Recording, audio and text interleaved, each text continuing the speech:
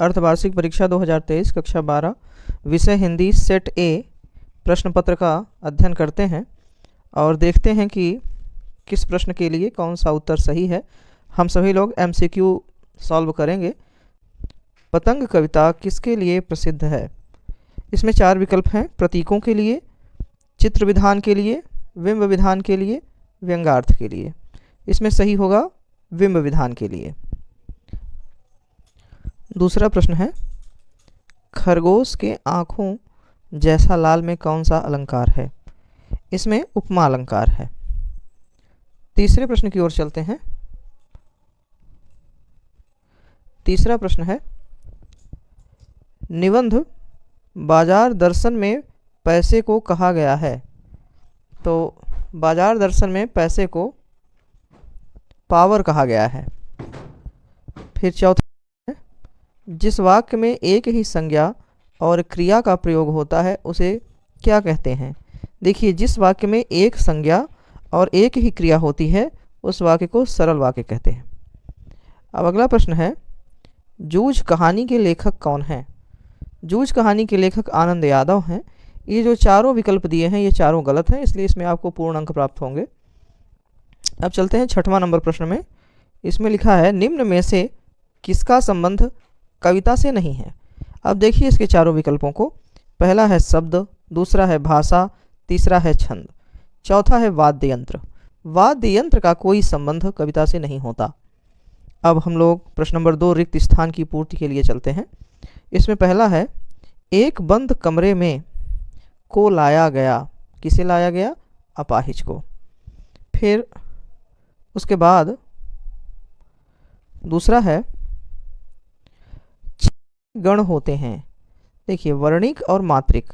जो मात्रिक छंद होते हैं उनमें मात्राओं की गणना होती है, जो वर्णिक छंद होते हैं उनमें गणों की संरचना होती है। फिर शिरीष पुष्प केवल का कोमल दबाव सहन कर सकता है। किसके कोमल दबाव को सहन कर सकता है? भंवरों के पदों के। फिर एक पंथ दो काज प्रसिद्ध मुहावरा है। इसमें ऑप्शन सही होगा दो काज। फिर 5वां प्रश्न है, सौंदालगेकर मास्टर पढ़ाते थे। सौंदालगेकर मास्टर जूझ कहानी में मराठी पढ़ाते थे। फिर 6वां है, दृश्य का से गहरा संबंध होता है। दृश्य का स्मृतियों से गहरा संबंध होता है। अब चलते हैं प्रश्न नंबर 3 की ओर। प्रश्न नंबर 3, सत्य एवं असत्य कथन लिखना है। पहला है, लक्ष्मण जी के लिए संजीवनी बूटी लेने अंगद गए थे। यह असत्य है। फिर दूसरा है, माधुर्य गुण का संबंध चित्त की उत्तेजना वृत्ति से है। यह भी असत्य है। फिर शेर के बच्चे का असल नाम बादल सिंह पहलवान था। यह भी असत्य है, क्योंकि शेर के बच्चे का असल नाम चांद सिंह था। फिर चौथा है, वे शब्द जो वाक्य में किसी शब्द के बाद बल देने के लिए लगाए जाते हैं वे निपात शब्द कहलाते हैं। यह बिल्कुल सत्य है। यह बिल्कुल सत्य है। और 5वां देखते हैं, कभी भी अपने जैसा ही एक हाड़ मांस और क्रोध का समूह होता है। यह भी सत्य है। देखिए, 6वां सत्य असत्य है, कहानी का नाट्य रूपांतरण असंभव है। नहीं, यह असत्य है, क्योंकि कहानी का नाट्य रूपांतरण किया जा सकता है। अब प्रश्न नंबर 4 की ओर चलते हैं। इसमें स्तंभ आ से स्तंभ बा का मेल करना है। तो इसमें पहला है रुबाइयाँ। देखते हैं, स्तंभ बा में रुबाइयाँ फिराक गोरखपुरी की थी, इसलिए यह 1 नंबर हो जाएगा। फिर दूसरा है वात्सल्य रस। वात्सल्य रस का स्थायी भाव होता है वत्सल प्रेम। ये 4 नंबर इसमें सही जोड़ी में होगा। फिर भक्तिन की सहज बुद्धि विस्मित करने वाली थी। ये 3 नंबर इसमें होगा। फिर राष्ट्रभाषा। राष्ट्रभाषा संपर्क भाषा होती है एक स्टेट से दूसरे स्टेट के बीच में। ये 4था नंबर। फिर जूझ। जूझ आनंद यादव। ये 5वां नंबर। कहानी का केंद्रीय बिंदु।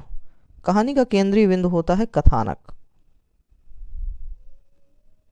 तो ये हो जाएगा 6वां नंबर।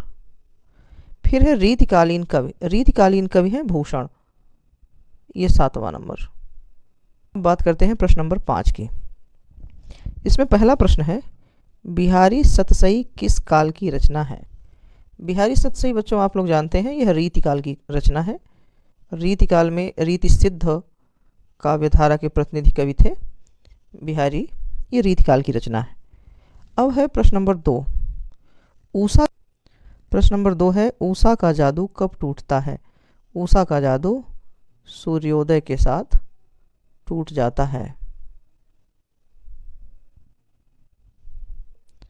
फिर प्रश्न नंबर 3 है, अविधा शब्द शक्ति किसे कहते हैं? अविधा शब्द शक्ति में बच्चों जो कथन कहा जा रहा है वह अपने पारंपरिक अर्थबोध के लिए सहज रूप से प्रयोग होता है, जिससे उसका सहज अर्थ जो पारंपरिक रूप से प्रचलित अर्थ है वही हूबहू ग्रहण किया जाता है, वहाँ अविधा शब्द शक्ति होती है। फिर है चौथा नंबर प्रश्न, ऋषि मुनियों ने किसको सबसे ऊंचा स्थान दिया है? ऋषि मुनियों ने दान को सबसे ऊंचा स्थान दिया है। फिर है 5वां नंबर प्रश्न, शब्द युग्म कितने प्रकार के होते हैं? बच्चों शब्द युग्म 6 प्रकार के होते हैं। अब है 7वां नंबर प्रश्न, अब है 6वां नंबर प्रश्न, हर रविवार को किसनदा यशोधर बाबू के घर कितने बजे जाया करते थे? हर रविवार को किसनदा शाम के 4 बजे यशोधर बाबू के घर जाया करते थे। फिर है प्रश्न नंबर 7, आमतौर पर नाटक की अवधि कितनी होनी चाहिए? आमतौर पर नाटक के 3 भाग होते हैं और प्रत्येक भाग न्यूनतम 45 मिनट का होना चाहिए। इस प्रकार से आपके वैकल्पिक प्रश्न और एक वाक्य के प्रश्न समाप्त होते हैं। धन्यवाद बच्चों।